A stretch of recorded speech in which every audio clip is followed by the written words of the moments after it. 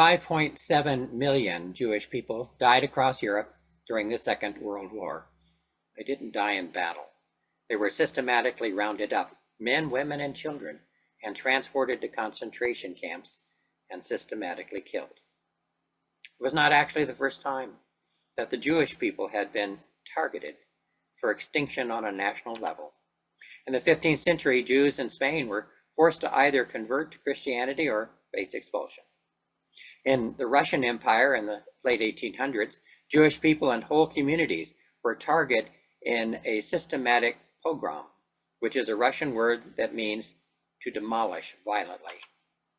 Now let me tell you about one such time when a pogrom did not happen, and why.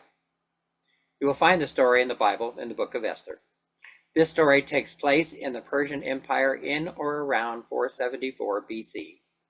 Prior to that time, a young Jewish girl, an orphan, had been chosen by means of a beauty pageant to become the new queen of King Xerxes.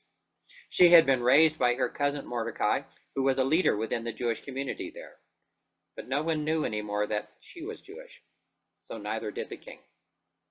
About 4 years later, a high-ranking official in the king's court, Haman, persuaded the king to issue a decree ordering the extermination of all Jews in the Persian Empire. Gleefully, Haman began his preparations for this systematic genocide.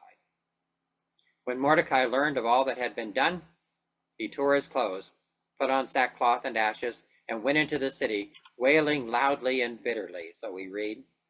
Esther learned of his presence at the front gate from her female servants, and thinking that he couldn't come into the palace because he wasn't dressed right, she sent some clothes for him to wear, but Mordecai refused them. Then she sent Hathach, one of the king's eunuchs, to find out what was really going on. He returned with a copy of an edict that Mordecai had discovered. It ordered the annihilation of all the Jews. Their situation was dire, and Mordecai was now begging her to intervene on their behalf, to go into the king's presence to beg for mercy and plead with him for her people.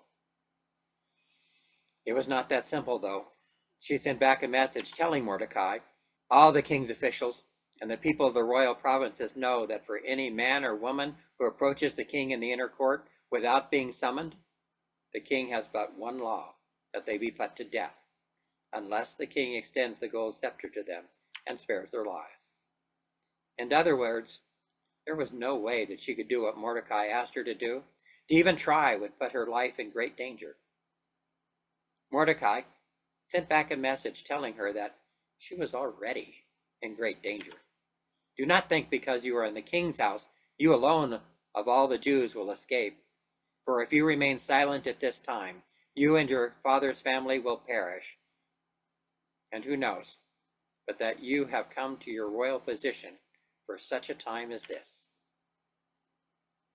She relented and sent him another message saying, go, gather together all the Jews and fast for me. Do not eat or drink for 3 days, night or day. I and my attendants will fast as you do. When this is done, I will go to the king, even though it is against the law. And if I perish, I perish. If she was going to risk her life for the people, then she needed the people to pray for her. And she needed God's guidance as well in order to be successful. I know, you want to jump to the ending now.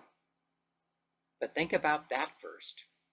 This is one woman preparing to stand up to a king, who incidentally was her husband, and stand up against an evil man who had the ear of the king. The last queen who confronted and defied the king, Queen Vashti, was executed for doing that. So Esther wasn't just exaggerating for effect here. She very well could perish. Others already had. Her story challenges us to ask ourselves just how much we are willing to risk for the sake of another human being who is in danger. Are we willing to stand up to a king and a tyrant, if that is what it takes? Under normal circumstances, I would say don't do that, at least not without first seeking some guidance on how to do so, and finding some people who will back you up by praying for you. Esther had no real power, but maybe there was a way she could help. If she could gain access to the king without losing her head. 3 days later, she knew what she was going to do. On the third day, Esther put on her royal robes and stood in the inner court of the palace, in front of the king's hall. The king was sitting on his royal throne in the hall, facing the entrance. When he saw Queen Esther standing in the court, he was pleased with her and held out to her the royal scepter that was in his hand. So Esther approached and touched the tip of the scepter. Then the king asked, "What is it, Queen Esther? What is your request? Even up to half the kingdom, it will be given to you." "If it pleases the king," replied Esther, "let the king, together with Haman, come today to a banquet I have prepared for him." "Bring Haman at once," the king said, "so that we may do what Esther asks." The die was cast. Step 1. Still unaware that Esther was Jewish, Haman bragged to his wife that he was the only one invited to accompany the king to this special banquet. Meanwhile, his plan was also going forward, and he had even set up a pole already on which he planned to have Mordecai impaled. The king, meanwhile, was looking through the archives. I love that part. And he discovered that Mordecai had once foiled a plot against the king's life.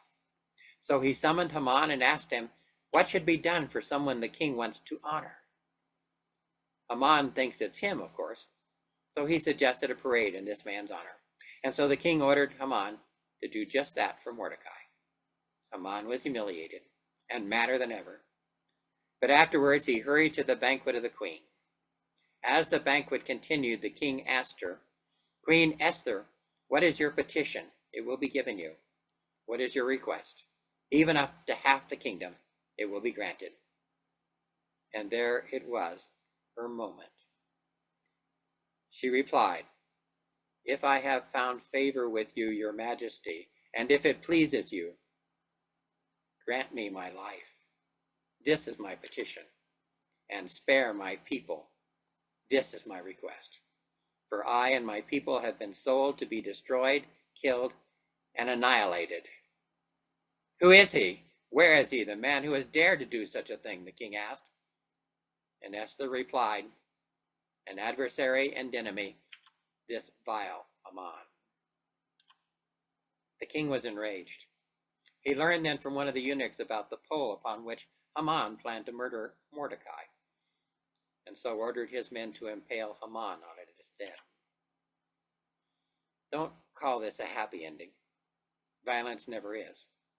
Just call it one attempt at evil that was thwarted by one very courageous woman who did what she could, assisted by the prayers of others.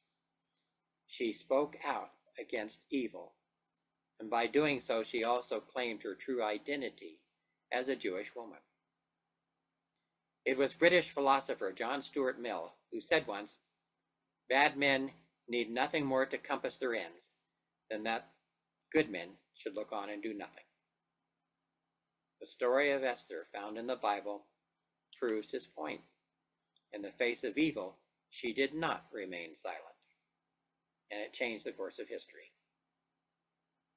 We've all seen the news, and we know that right now all across our country, good people are suffering. Children are being separated from their parents, and whole communities are being terrorized.